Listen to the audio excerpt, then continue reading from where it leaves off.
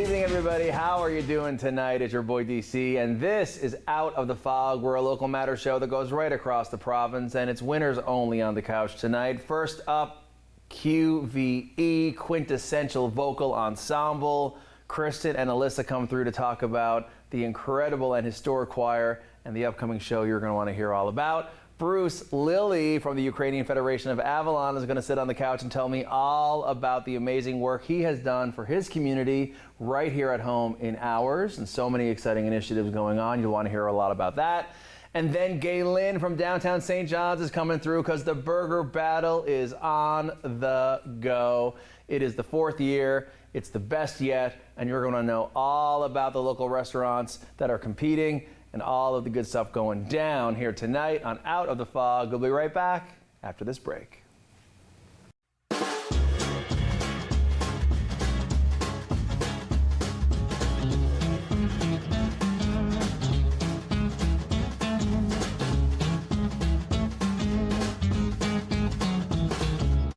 Welcome back, everybody. This is Out of the Fog, and I am very excited to have these two folks on my couch because I've been trying to get QVE up in here for a hot minute, so I'm very excited to tell you guys all about this amazing choir and to learn a few things myself. Alysa and Christina, how are you both doing tonight? Excellent. Thank you so much for having us. Oh my God, thanks for coming. Did you get the color memo? Obviously, the greens and the blacks. We actually discussed this when we arrived. It wasn't on purpose, but it was sort of on purpose. We didn't coordinate together, but QVE's uniforms for the past 30 years, as long as the choir has existed, have been black and green. Oh, so. I know. So we both had that intuition. Yeah. Very well played. So I'm going to ask you a question for the viewers at home who are like, QVE, what? Yeah. I would love for you both just to tell the viewers at home a little bit about the history of the organization, and I got a few more questions up my sleeve. Which one to lead? So I will start with a little bit of history. I've been in the choir a little bit longer, and then Christina is on the operations side, so Christina can provide lots of that. Love it.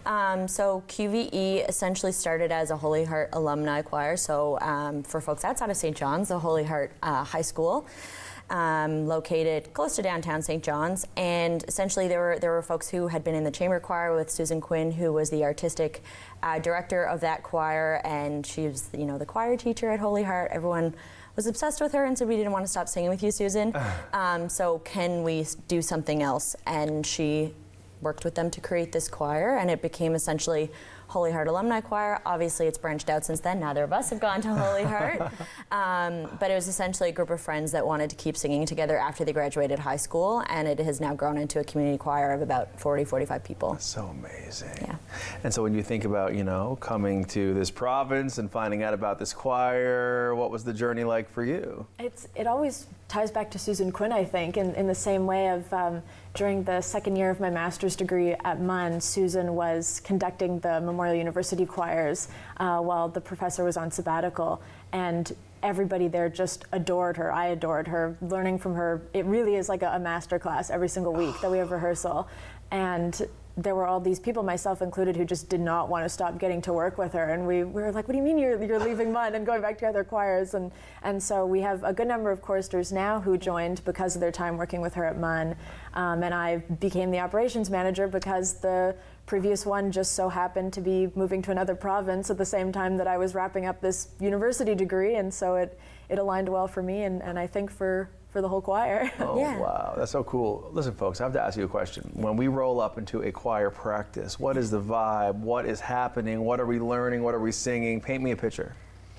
That's a really good question. That is an excellent question. I really thought what it looks like, but you can go ahead. Well, in terms of the vibe, there's a chorister who brings a 50-pack of Timbits every week. Yes. And so it's very communal. We just had an exchange of Valentine's cards. Yes, Christina did a Valentine for every single person in the choir. Cute. We're there to have fun, and more than that, we're there to work together to make this music that we're all really passionate about. There's Susan Quinn, and there's also Rob Pittman, our assistant conductor, who lead this repertoire that's always stuff that they're really passionate about. They never bring music to the choir that they aren't already excited about. So we all come into it with a really good level of excitement, and we work hard, and we get introduced to all this amazing music that we get to experience together. Yeah, it's 2 hours every Sunday evening that we essentially just come together, rehearse bits and pieces of songs, and yeah, it's really cool. As a singer who didn't come into the confidence around doing that in group settings or solo until later in life. You know, the opportunity for folks in this market, whether you've grown up here your whole life or whether you find yourself here in a bunch of different amazing ways, creating community can be a challenge. Doing that through groups such as choirs is just so valuable to how we create community through music and art. And I can only assume so many folks in the choir have similar stories of coming into this fire and around these people and the friendships and the music and just the community that gets made. That's something I perceive to be one of the major values of what you guys provide. I think it is like the main value, because at the end of the day, like, yes, I love getting to hold on to this piece of my life that lets me be a musician in my own way. But getting to work with other people and getting to build relationships with people that I'd never otherwise know is really cool. And I think it honestly makes me a better person. I think you build empathy and understanding for other people when you have the opportunity to work with people who may have very different lives than you, and all you have in common is music. Oh, I love that. That is so true. Yeah. So speaking of which, I mean, listen, you know, you can lock yourselves away all day, but there are shows to be had and upcoming performances. What can you tell us? Yeah, so our upcoming show is Sunday, March 30th at 7:30 at the Johnson Geo Center. Okay. I think it's QV's first time ever performing there. Yeah. Cool. Which is going to be really exciting. Under the planets? Yeah, exactly. For a concert called World O World, it felt like an appropriate place to Yes. be. And even tying into what you were just saying, I think that, you know, Susan and QV is a choir that doesn't just talk the talk, but it sort of walks the walk in terms of not only accessibility for the choristers, but also the music that we perform. Everything we're performing is typically done by living composers. We have a lot of Canadian composers, local composers. It's really a way to uplift these newer voices in choral music as well as our own voices. Yeah, and the program that we have for our upcoming concert, I think, is going to be really cool. It gets its name from one of the pieces that we're doing. It is a song by Jacob Collier, who is a really, really famous person. If you're into his funky, interesting music, if you haven't listened, he was here last summer, and we had the opportunity to work with him. Yes. So we've got some really cool music. Most of it's in English, which I think is really great for getting new audience members, people who might not otherwise want to listen to choral music. If you can understand what we're saying, that sometimes helps. But yeah, it's going to be a really cool program, and getting to perform in a non-conventional performance space is also really fun and exciting. So, I love it. Guys, I'll tell you what, we're in our final few seconds, and we know that the information is going to be shining up on the screen, but I have to say, lots of guests roll up through here for various purposes, and the eloquent, sophisticated, heart-focused way you talk about this choir and the experience that you have and the love for Susan, as we all do across the land. I mean, you know, the fans are in the thousands for this woman, I am sure. But I'm very impressed with you both, and I can only assume that the rest of the group are as dynamic and as awesome as you. So you might see me in the crowd there. we would absolutely love to have you. We would love to have you audition. I was going to say, I hope to see you in the choir. Am I not too much a fossil to be a part of the choir? Oh my though? gosh, no. absolutely not. Do not age yourself. Okay. We truly have all ages. Well, we'll talk about this on the break. Yeah. I love it. Guys, quintessential vocal ensemble, incredible choir powered by incredible people. So Google them, find out when that upcoming show is. Under the Planets with QVE. This is Out of the Fog, and we'll be right back after this break. Your opinion matters, and we want to hear from you. Get in touch with us using our viewer feedback line, your direct connection to shaping the shows you love. It's easy. Just grab your phone, scan the QR code on your screen, and take our quick survey. Share your thoughts, and let's make your viewing experience even better.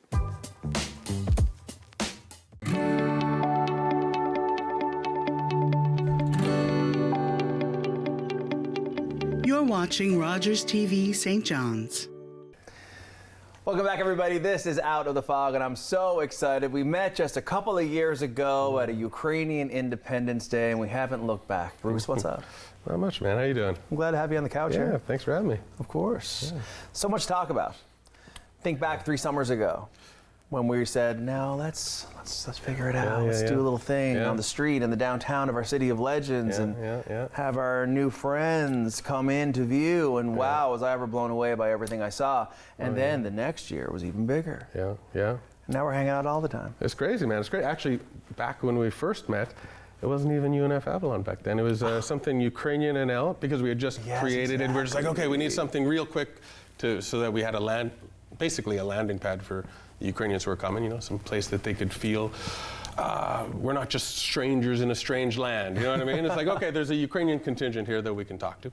And then, but as the needs began to grow, we said, okay, we need to form something, become part of something that's existing. So if we want to do a summer camp or some Saturday school, we've got resource sharing. Exactly. So we joined the UNF, Ukrainian National Federation of Canada, as a branch. Yeah. And now you're the Avalon division. Exactly. Establishing. Exactly. Getting your feet underneath you. Exactly. And you know, it's no joke, the amount of work that goes into bringing people together in any context. You know, membership and the service thereof is as complex and as long game as you can make it. How proud are you and the folks in your chapter for the work that you guys have been doing over these years to create a community for your Ukrainian brothers and sisters, you know? Thanks, man. Well, I think that we've still just got our heads down, you know what I mean, and working away. And every now and then, when a really like event is really meaningful, or if an event,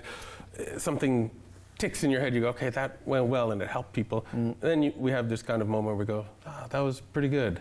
And then we just move on, you know. Yeah. Well, there's so much to do. Yeah.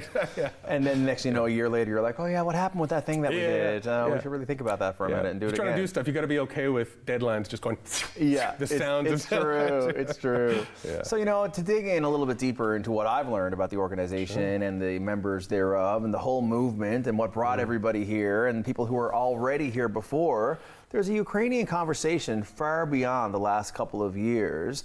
And knowing what I've learned about, you know, the growing community and the needs that be and how we've responded and the needs that, you know, you and your folks have, it's a very interesting evolution. And we're seeing it in a bunch of different capacities here in the province, you know, and across the land. It's being that safe place for people to come and grow and start a new life and to feel supported. How are we, as Newfoundlanders and Labradorians, doing on your report card on that front? So the reason why, even before you and I met 3 years ago, Ukrainian NL even started was because right out of the gate, Newfoundland was already the country leader in how they were approaching helping the Ukrainians who needed to go. Because they set up a place in Poland to help people navigate themselves to Newfoundland. And then they actually brought 3 separate planes full of Ukrainians to come here. And then when they came here, there was, I would call it, I don't know if the word is enviable wraparound services, like in accordance if you're looking at all the other provinces who did all of their own various types of things according to their, but Newfoundland went above and beyond, the government went above and beyond, but also just the people, they seem to just mesh. Whenever we have any kind of event and it's open to the public, we see a lot of public there and they just get along. It's amazing, and the energy around that from a public relations lens was very overwhelming in a positive way for me to look in on. And so many friends of mine who work for the provincial government, Sheldon O'Neill being one, who was very active in that file and that work that was done. So incredible. And so, you know, looking from then to now, how have the needs changed for you and your members, and what are the needs of today versus where they once were? That's smart. When you mentioned Sheldon, I wanted to get some charcuterie, man. Oh, we might. So good. Anyway, but it's, I'll say at the beginning, man, it's like settlement, right? So there was a lot of settlement stuff. The ANC did a lot of stuff. It was like housing and getting them here and helping them find jobs, stuff like this, find places to live. This far in, they're kind of, most of them, if not all of them, have found housing to some degree. So they're in housing. A lot of them have found jobs, but there's still people looking for jobs. So there's the need for jobs, but in not so critical a capacity. So you still need to look for jobs, help people find them. But I think one of the biggest components is just integrating them, introducing them so that, you know, if you go to a new country or a new land, you're not in your basement and you don't know the language. So it's like help them learn the language, help them meet friends, and that's that's where a lot of jobs come from. Anyways, that's where a lot of opportunities come from. Exactly, and there's been a lot of that, man. So I think that. Well, I love to hear it. Yeah. Because what I live with is a fear. And here it comes. Get the viewer response line heated up for this one. Yeah. But to me, I worry sometimes that we are warm but not welcoming. Oh, see, I've heard that about Newfoundland. And so around 20 years ago, I moved here. I was originally from Saskatchewan. That's right. And I heard the same thing about Saskatchewan. Where they go, whenever anybody's smiling and stuff, but I gotta say, man, that's not the experience. Yeah. That's amazing. Yeah. And it's a good little reminder because some of us operate under that, and we're like, oh, I wish we could be more inclusive versus just being nice. And yet, to hear you say firsthand that you're experiencing the real deal from us, that makes me proud. Oh, thanks, man. Well, I'm happy to hear that because it's so much to the point where one of the problems we are solving, one of the challenges we're solving, is we're creating opportunities and helping organize groups of Ukrainians who are saying, I want to give back, I want to do something, maybe I don't have a lot, so, we were doing whatever, giving blood clinics, bringing everybody together, or doing food stuff, stuff like that. But, Well, I think it's important. So, in our parting glass here for the moment, the UFC. I know, I was like, that's not it. But the Avalon chapter of your organization is doing such good work and is really integrating the folks into society. And with the new website on the way and other opportunities to help continue to bring the Ukrainians more into the fabric of day-to-day life. If anyone's watching at home, if any ideas, if you want to invite everybody over for a hang, feel free. 100%, man. But listen, for now, will you come back and keep us up to date with the story as it's unfolding? Of course, man. Anytime. I love it. Thank you so much. My pleasure. Guys, this is Out of the Fog. That was Bruce Lilly, the man, the executive director and president in one. I don't know where you find the time. We'll be right back after this break.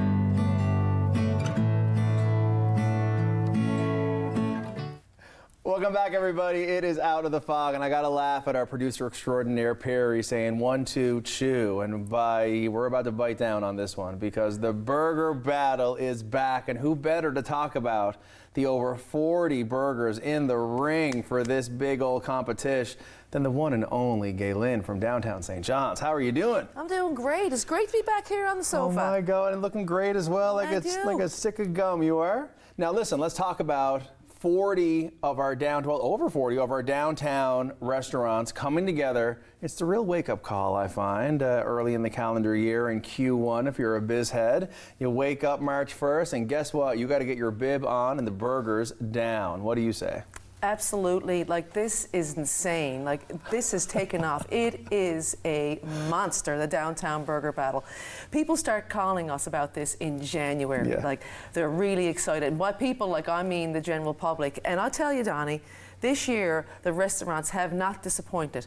43 so far. So, it's amazing. It's going amazingly well. The burgers are just to die for. And like you said, it is the wake-up call because, we've come through the doldrums of winter. March is actually spring. May not be spring completely in Newfoundland, but it's spring in our hearts. Let's just say that. For me, at least, yes. And people want to get out and about. They've come through the nasty doldrums of the winter, and the burger battle is exactly a call to action. Come on, get out, grab your friends, and eat some burgers. And I'll tell you what, the number of people who in the restaurant industry in our downtown that are lined up and ready to rock with the burgers submitted on the website now. You can check out downtown St. John's in the old Google machine and find the burger battle. Check out all the burgers, the descriptions, the restaurants, vote for which one you like. And I'll tell you what, the number of votes that come in for this competition by the end of March, downtown St. John's, well, you got your work cut out for you. Thank God that I'm not the judge. Yes, exactly. You know what I mean? So, the judge, of course, is the general public. So, You know, it's really easy to participate in this one. Come down, bring your friends. A lot of people are doing burger crawls. Yes, Forget right. the pub crawl, it's a burger crawl. Get your Exactly. friends together, I'll go a bunch of places, make some reservations, and eat a bunch of burgers. Yeah. So, you know, come down, try a burger, and, you know, vote. All you have to do, again, downtownstjohns.com, go on and vote for your favorite burger. But there's also a little something in it for you, too. Take a picture of yourself, your friends, your burger, tag us. DT Burger Battle 2025 and love downtown St. John's, and you're going to win a card from one of those awesome restaurants and for another burger. Well, it doesn't have to be for another burger. Well, it might just well be. But it might just well be. I'll tell you what, it's interesting, you know, perusing that menu and seeing all the different burger creations that the different restaurateurs are coming up with and the chefs, and some of them get crazy with the things they're putting on these burgers. I've had everything from dill pickle chips to crunchits to duck burgers to fish burgers. And again, the variety is there this year. The variety is endless. Since we started this, I believe this is our 4th year, right. the Downtown St. This is John's year Burger 4. Battle, and there's never been a burger like the same way twice. Like, it's insane. Like, I don't know how these guys come up with all of these like massive creations, but they're a masterpiece between a brioche bun, and those photos, wowee. And last year, you know, we saw the 1st and 2nd place winner really going at it, so we're looking forward to seeing who's going to walk away with the bragging rights this year. Absolutely. And, you know, we also have, of course, the Burger Master, who happens to be a lovely Robert Sean Andrews. Who we love. And he goes around and, of course, he tastes the burgers, and he gets to pick his favorite, too. So not only is it the fan favorite, it's the Burger Master's favorite. But most importantly, come down and find your own favorite. Right? Now, G, I'll tell you what, it is going to be hard because, you know, over 40 odd burgers and only 30 days in the month, so I don't know how we're going to make it work, but we're going to try our best, I guess. Well, you know, it's 3 square meals a day. Oh, true that, yeah, no, you're right. So, you know, you got a bit of time. 1, 2, 3, yeah, no, we're good. I might take weekends off yet. Don't know, we'll see. Just make sure you go to the gym. I mean, you know. We're going to break even somehow. Yeah, somehow. You know? You balance the equation. Listen, I'd be remiss if I did not talk about downtown activities and how lucky we are to feel the energy of on-foot uniform patrol, because it is something that a lot of folks may be saying, downtown, I've heard this, I've heard that. But I think we have a really exciting, positive message to tell all the viewers, whether you are living in the downtown or coming down for the Burger Battle or beyond. The on-foot uniform patrol has restored such a increased sense of safety and excitement into people in the downtown. Yeah. What are you seeing? Well, you know, absolutely, it's exactly what you just said. Having uniformed security officers, they're not RNC officers, they're uniformed security that work closely with the RNC that can detain, and it's a very big crime deterrent. You know, feet on the beat. That's ultimately what deters crime. And that's just one portion of it, Danny. It's also what they do to help people on the street who are in need. The number of interactions that they have with people, like that, preventing mental health crisis. Absolutely. And all that sort of stuff. So these are not just people that are coming and, you know, meeting people and, you know, carting them off and handcuffing them. They're, you know, deterring crime. They're helping the people on the street that need it. Those guys, and in association with the group Thrive, you know, we're doing a lot to deter a lot of the social problems that we've seen recently downtown. I mean, we're very lucky. We've been a long time before this came to our shores, and certainly it's not as bad in downtown St. John's as it is in some larger locations across Canada and around the world. But nonetheless, it's still there, and we're doing our best to combat it. And again, it's ISS paid security. They do a patrol throughout downtown. They're there to help businesses and the general public, you know, more than deter crime. They're also ambassadors, and you'll recognize them from their uniforms. And they'll be there throughout the pedestrian mall all summer long, too. So don't be afraid to come downtown.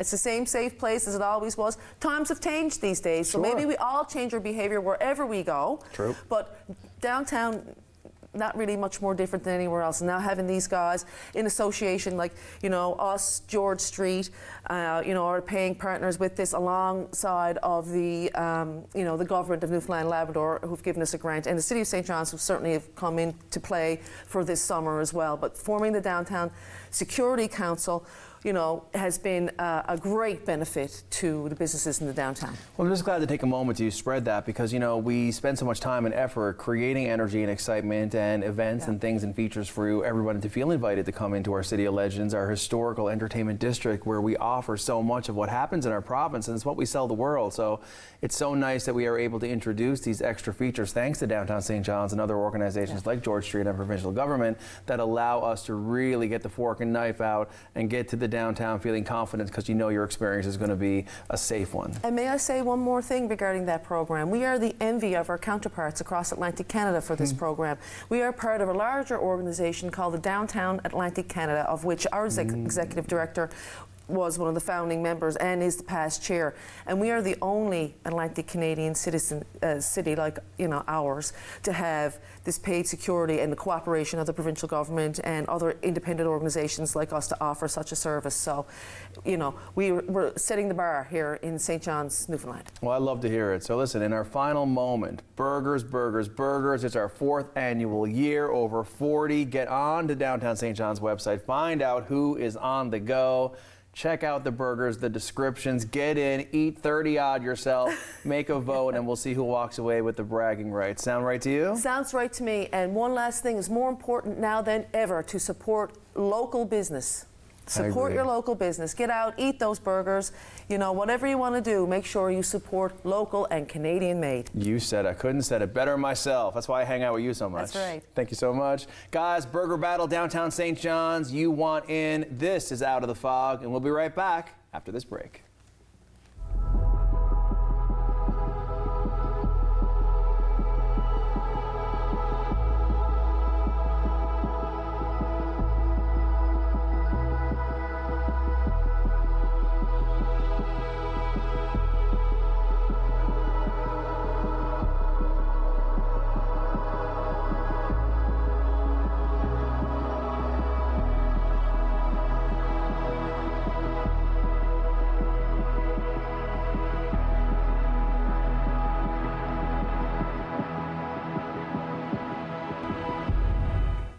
Welcome back, everybody. Thank you so much for joining us here tonight on Out of the Fog. Thank you so much, Christina and Alysa from Quintessential Vocal Ensemble, QVE. Thank you so much, Bruce Lilly from the Ukrainian Federation of Avalon. And thank you to Gaylynne from Downtown St. John's. And also thank you so much to all the volunteers that we're seeing here on my side. I'll tell you what, 3 of our guests tonight had one thing in common. It's about community building, it's about membership, and it's about creating a better place. We'll see you guys right here on Rogers TV's Out of the Fog next time.